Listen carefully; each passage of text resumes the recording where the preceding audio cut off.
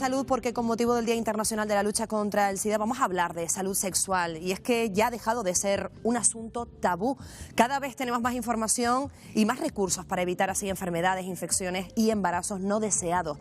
De forma global, la Organización Mundial de la Salud estima que cada día más de 1 millón de personas contraen infección de transmisión sexual. Según esas estimaciones, hablamos de unos 357 millones de personas en todo el mundo que contraen este tipo de infecciones anualmente. Y muy probablemente la infección de transmisión sexual que más asusta es el VIH, y aunque esta infección tiene cada vez menos estigmas, sigue siendo preocupante su aparición en la población. Fíjense en los datos. En Canarias, 7.000 personas son portadoras del VIH y en 2021 se detectaron 207 nuevos casos en nuestro archipiélago, de los que el 84% eran hombres y el 16% eran mujeres. Yo te voy a dejar por aquí porque ya nos está esperando, y a ustedes en casa también, nuestra farmacéutica Laura Botella para hablar largo y tendido de este asunto. Laura, muy buenas tardes. Hola, Pedro. Bueno, lo primero que tenemos que hacer es diferenciar lo que es una ETS de una ITS. ¿Cuáles son las diferencias? Sí, actualmente se habla mucho más de ITS. ITS hace referencia a infección de transmisión sexual, que es en sí como la carga de los gérmenes. Y ETS hace referencia a lo que es la patología que luego sufre la persona de esa enfermedad de transmisión sexual. ¿Y las infecciones más comunes cuáles son, Laura? Vamos a verlas. Sí, las tenemos por aquí. Hay varias. De hecho, hay como 30 tipos de virus, bacterias, patógenos que pueden infectarnos, pero hay 8 que suelen ser los más... Las más comunes, exacto, ¿no? Las más comunes. De esas 8 las hemos dividido en 2 grupos, las que son curables y las que no son curables. Si te fijas, dentro de las curables hay 2 grupos que son las bacterianas y las parasitosis. En ellas distinguimos 4 tipos: la sífilis, la gonorrea, la clamidiasis y la tricomoniasis. Esas 4 son las cuatro más comunes que pueden tener cura con un tratamiento antibiótico, etc. Y las no curables serían las de origen viral. Por ejemplo, la hepatitis B, el herpes simple, el VIH y el papiloma humano. En este caso se tratan, tienen una cronicidad, pero bueno, con el tratamiento que tenemos a día de hoy es poco verdad a poco, que... bueno, se convierte en una enfermedad crónica y puede llegar bueno, pues a tener una calidad de vida y un tratamiento adecuado. Laura, son infecciones que llegan sin avisar, y esto a veces también preocupa mucho a las personas porque, bueno, pues se asustan, se preocupan, hay ciertos estigmas todavía en algunas enfermedades. Bueno, y también el diagnóstico, ¿no? A veces no se sabe muy bien cómo dar con la infección correcta.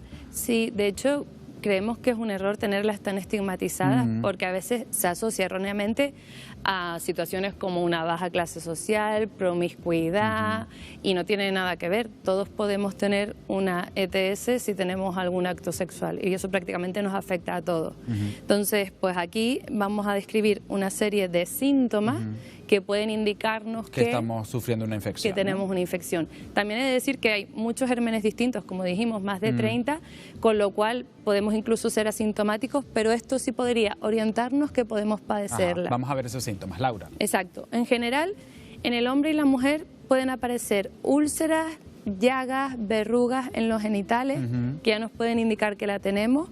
También en el caso de la mujer, el flujo vaginal puede ser diferente, puede haber dolor o escozor, y en el caso del hombre, pues lo que sucede es que al miccionar, es decir, al hacer pis, se secreta un líquido blanquecino o sanguinolento, y ahí también nos puede indicar que hay una ETS. Además, en el coito puede haber dolor, en ambos casos, y en el caso de la mujer, incluso después del acto, puede haber un sangrado cuando no hay periodo, y eso también se lo puede indicar. Laura, ¿y la gente sabe realmente lo que supone tener una infección? No. A ver, se está potenciando mucho, como hacemos aquí hoy, la educación sexual, pero nos queda un amplio camino por recorrer. De hecho, pues cada día se infectan en el mundo 1 millón de personas de una ITS. Vamos a explicar precisamente eso con la siguiente pantalla, Laura, para que la gente en casa lo pueda entender en relación a las infecciones. Aquí te la enseño. Mira, si cada día es 1 millón de personas al día, más o menos, lo que dijiste al principio del programa con Wendy, son 357 millones al año. De esos 357 millones, 143, que es el 40%, son tricomonas. 131, que es un 36%, sería clamidiasis. Si te fijas, esto es casi el 75% del total de la infección, 3/4 partes. Luego tenemos también por aquí 78 millones, que es como un 22%, de gonorrea y 5,6 millones, que es un 2% aproximadamente, de sífilis. Con lo cual, lo que vemos es que la educación sexual hace falta. Es imprescindible. Laura, vamos a centrarnos ahora en una de las infecciones que más hablamos y que más asustan, el VIH. Hoy precisamente es el Día Mundial de la Lucha contra el VIH y el SIDA. Vamos a explicar un poco, bueno, pues en qué consiste, ¿no? Sí, el VIH, por ejemplo, en España, la tasa de contagios ha aumentado, sobre todo en personas de 15 a 19 años, precisamente por esto, ¿no? Pues porque tienen prácticas mayores, porque han banalizado el uso del preservativo, las prácticas sexuales son mucho más libres, pues ya hace falta todo lo que estamos diciendo. Y además también creemos que hay tratamientos que hay que nombrar y conocer para definirlos. Y que lo haremos a continuación, Laura, pero hablábamos al principio de bueno, que muchas infecciones de transmisión sexual tienen muchos estigmas, bueno, preocupan a muchas personas y precisamente vamos a hablar de ello. Creo que podemos saludar ya a José Alberto Pérez, de Psicólogos de Amigos contra el SIDA. José Alberto, muy buenas tardes. Hola, buenas tardes. Bueno, sigue siendo el VIH y el SIDA, bueno, pues una infección que sigue teniendo estigmas. Sí, desafortunadamente, después de 41 años, seguimos con situaciones de estigma, discriminación por una condición de salud, que es padecer VIH-Sida. Hablábamos de nuevos, hablaremos a continuación de nuevos tratamientos, pero ¿la población ha perdido el miedo a este tipo de infecciones?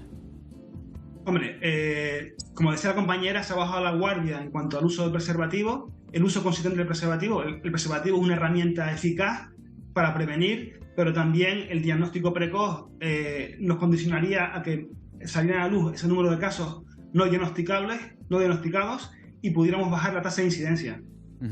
Como decías, la detección precoz es vital. Hay que recordar que la prueba es gratuita y se puede realizar en muchos puntos del archipiélago, por ejemplo. Sí, cualquier ONG anti-SIDA, colectivos LGTBIQ y en los centros de salud. Creo que debemos normalizar que la gente solicite la prueba de VIH en su centro de salud, su médico cabecera, de una manera rutinaria, como si fuera a hacer una prueba de colesterol o medir el nivel de azúcar en sangre.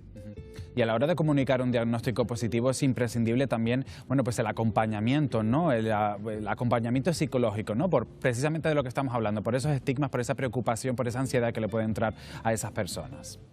Sí, también hemos conseguido avances en ese sentido, en cuanto ha dejado de ser una enfermedad mortal, una enfermedad crónica, pero aún así supone un shock emocional para la persona y le puede condicionar sus relaciones afectivas o las relaciones en cuanto al entorno laboral también, porque a veces no se comunica, se vive en silencio por el miedo al rechazo de su entorno familiar, laboral y demás.